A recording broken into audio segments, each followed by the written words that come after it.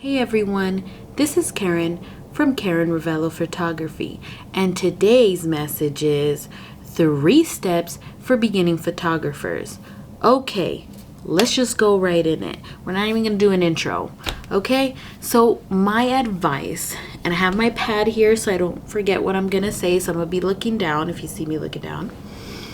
Now, my advice and my steps I would recommend if someone came to me and said, I want to begin to take photos. If you're a photographer or you're interested in becoming one, I want to talk about 3 important steps to being a photographer. Now, one of those is find your community, find your mentors. Now, it would be easy if we had a community in person where it's like my friend's a photographer and my cousin's a videographer and my dad has been shooting stills for 35 years. That's great if you have that. But many of us might not have that community that we can go to and kind of learn hands-on. So if that is not you, I would recommend YouTube. YouTube is your friend. Now, one thing I would recommend is find someone that you aspire your work to look like. So for example, I have different subjects that normally I like to get into with YouTube. So find your community, find your mentor. That is so important. As a beginning photographer, you need someone to look for questions, for information, for education. So we learn by doing, right? Some of us learn by actually taking the photo and then seeing what we did wrong, going back and doing it. And don't be afraid to fail. Fail just means you're getting closer. It means if you don't fail, there's something going on. I don't know. Now, I want to talk specifically to people who don't have people they can turn to in photography or videography, whatever you're into. Find your mentors for what you need. So for me personally, let's say I am wanting to know more about my gear. Now I shoot on a Canon. So I'm going to go to someone that I like the style of them. I can hear them out and I understand them and I've built some kind of like connection with them, right? And so one of those, for example, is Vanessa Joy. Now, I do not do weddings.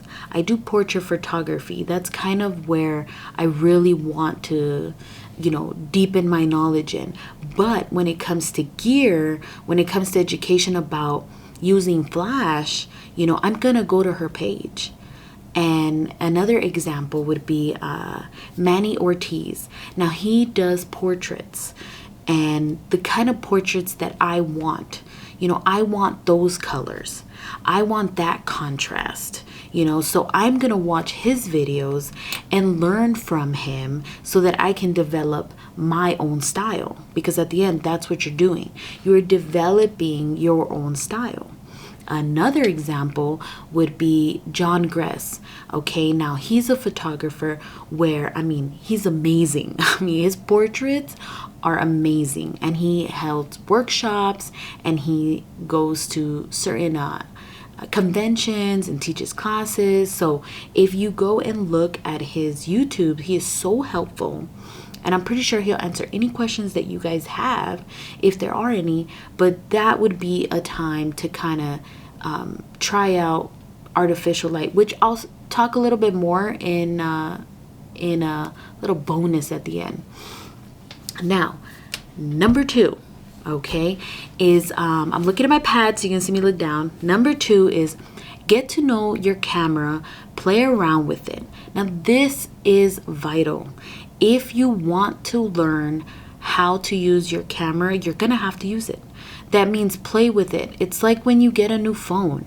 When you get a new phone, there's new settings, there's new ways of doing things. So you kind of have to, go through it and see what functions. Or if your phone has an update, there's so many new stuff that you can explore. And you kind of want to go through it and get to know your camera settings, especially just because sometimes there will be changes that you'll need to make. when you are shooting, you know, specifically in manual or aperture priority, or, you know, whatever settings that you do choose, which I would recommend you choose any of those except automatic, just because you have no control there and you can't really change anything. I would suggest for those that like to read, that like to take notes, to read your camera's manual and really like get to know what your camera's capabilities are. Number 3 is don't stop shooting. That is so important, and it's like your passion, you know. Don't stop shooting. Don't let one photo, one mistake, one failure stop you from taking the next photo. Keep clicking that button. I promise you that in time, you will get better. Or if you are better and you just don't see it, you'll see it over time, like how your style changes, how the way you find your composition, you know, and how you set your model if you're a portrait photographer, how you set up your landscape photo if that's what you want to do, or what position do you position yourself to catch the right shot of an athlete, you know, hooping or something. Any of that, I'm saying that don't stop going after what you want as a photographer. And I say this to you, and I also hear it from myself, that this is motivation. You know, there will be times where you don't feel like you're okay, you don't feel like you're good enough, or that you're a failure, but you're not. It's a learning curve. And so we have to get over that hump. And then eventually when we get over that hump, there might be another one, and then another one. But you're not going like this, you're not going down, but you're going up. Hump, you're going up. Hump, you're on another step. Hump, you're on another step. So you're elevating yourself every single time. So I would recommend, do not stop, no matter what. You take a picture of your dog, of your pets, your kids, your friends and family members, whoever will let you take a picture. Landscape, go outside. Just take pictures. Macro photography, go take pictures of flowers, of leaves, of animals. Get in there. Now, as a bonus, I wanted to talk about something that I am currently in the process of, and this is our bonus. Okay. Dabble in using artificial light. I suggest starting with one light, and if you can add a reflector or a whiteboard, and I'm gonna get into that right now. Right now, I am using a main light. So this main light, it's really, really bright and really, really hot, but it's huge. So it's here to fill in some of my face and then create a shadow on the side. Now, I'm on vacation, so I only brought one light. I didn't want to carry too much stuff. Now, I do have a lamp that's right here, and I'm kind of using it to warm up my face a little bit, because if it's not on, this is what it kind of looks like. So it's a little bit more shadow, a little bit like white and like dark and blue, you know. So I wanted to kind of give it a little bit of color, but see, that little lamp causes that much of a difference. So I wanted to let you know, if you're gonna do photography or vlogging or whatever one you want to do, I would suggest that you start off with one light. You can have a continuous light like this, and they're from Amazon, and I don't know, it came with 2 lights, but I think one light is like $30. So I'm gonna post a link to the Amazon eSmart light, and they also, a good company is Neewer, but they're getting more expensive. So I would say like eSmart or some other options, and you can compare prices. But I do recommend them. They have I've used them for photography, for self-portraits, and I've only used one light, no reflector.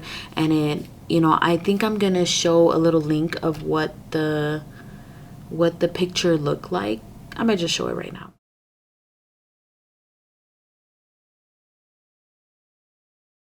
So there you go. Now, I'm using it now to do my videos, and what I also can do, since I'm on vacation, I can't, but if I was at home, I could go to my local dollar store and I can buy the cardboard that has the back part black and the other part white. And then if I want to add shadows, I can put the blackboard here and add a little bit more shadows, or I can put the whiteboard, bounce the light on it, and then it bounces on my face. So that's another way of adding artificial light into your photography or your vlogging or your video interviews or whatever you think you're gonna use it for. So that's my bonus. If you made it this far into my video and you liked my video, give it a thumbs up. And if you didn't like it, please don't give me a thumbs down. Also comment. If I can answer that question, I will gladly answer your question. If not, I can refer you to someone that I know might have the answer. Also, I want you to know that you can subscribe to my channel. I'm just starting out. I'm a baby in YouTube, but I'm so happy to share all the knowledge that I've learned over the years, and I'm happy that I have mentors that they may not know me. Everyone, so I'm here with my mentor. So guess what? Now she knows me. I made a video. Yeah, she knows me. But I know them, and I've learned so much from them, and I'm thankful that they put their education out there for free, you know, for us to learn. And just want to let you know, don't stop doing what you're doing. Keep taking photos, and I'll see you soon.